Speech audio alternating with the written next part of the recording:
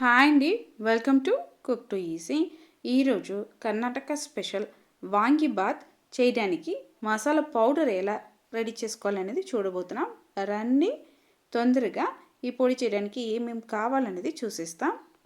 మనం మసాలా రెడీ చేసుకోవడానికి ఇక్కడ కావాల్సిన పదార్థాలండి: 1/2 టీ స్పూన్ అంత మెంతులు, 1.5 టేబుల్ స్పూన్ అంత ఈ వడపప్పు అండి, అలానే మినపప్పు వచ్చి 1/2 టేబుల్ స్పూను, మిరియాలు 1/2 టీ స్పూన్, జీలకర్ర 1/2 టీ స్పూను, దీంతోపాటు కొద్దిగా మనకు ఇంగువ అనేది కావాలి.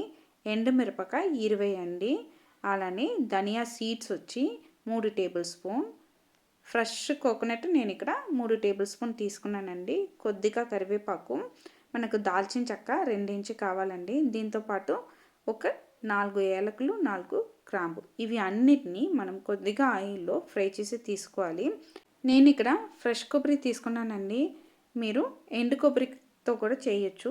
కొలత సేమే, కొలతలు ఏం మార్పులు లేదండి.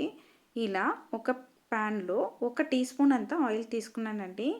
ఈ ఆయిల్లో మనం తీసి పెట్టుకున్న అన్ని పప్పులు, అలానే మిరియాలు, కరివేపాకు ఇవి అన్నిటినీ వేపుకోవాలి.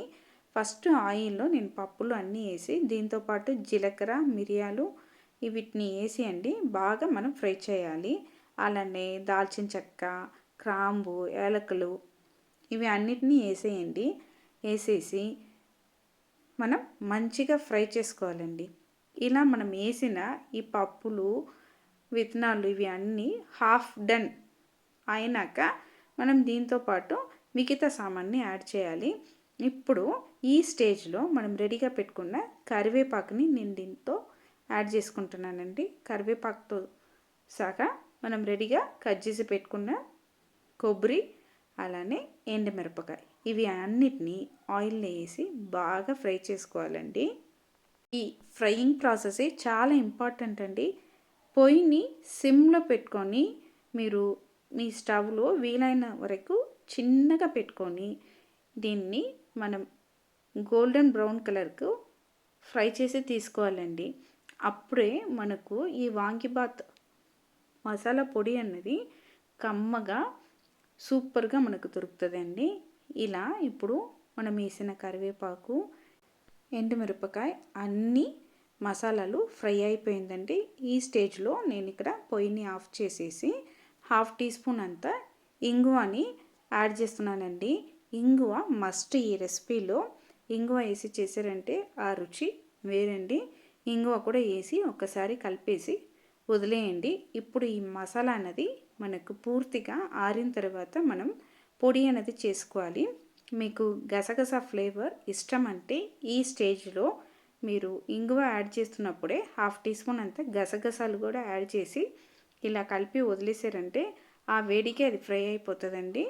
ఇలా ఫ్రై చేసుకున్న ఇవి పూర్తిగా చల్లారిన తర్వాత ఒక మిక్సర్ జార్కు మార్చుకొని దీన్ని మనం పొడి చేసి తీసుకురావాలి.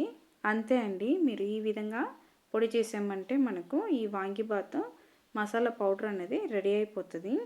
చూడండి, ఈ విధంగా మీరు పొడి చేసుకోవాలి.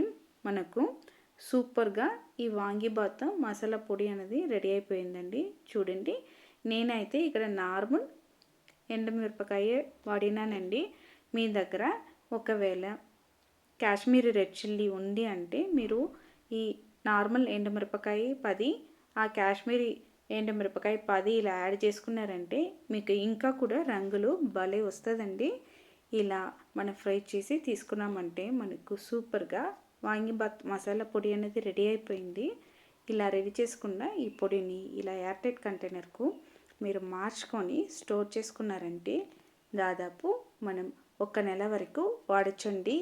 ఈ మసాలా పొడిని పెట్టుకొని మనం వాంగిబాత్ ఎలా చేయాలన్నది మీకు తొందరగానే అప్లోడ్ చేస్తానండి. మీరు కూడా ఈ మసాలా పొడిని రెడీ చేసి పెట్టుకున్నారంటే మనం నెల అంతా వాడుకోవచ్చండి. వాంగిబాత్ అని కాదండి, మనం చేస్తున్న చాలా మటి ఫ్రైస్ కూడా మనం ఈ పొడిని యూస్ చేసుకోవచ్చు. టేస్ట్ చాలా డిఫరెంట్గా భలే ఉంటుందండి. మీరు కూడా తప్పకుండా ఈ మసాలా పౌడర్ని ఇంట్లో రెడీ చేసి పెట్టుకోండి.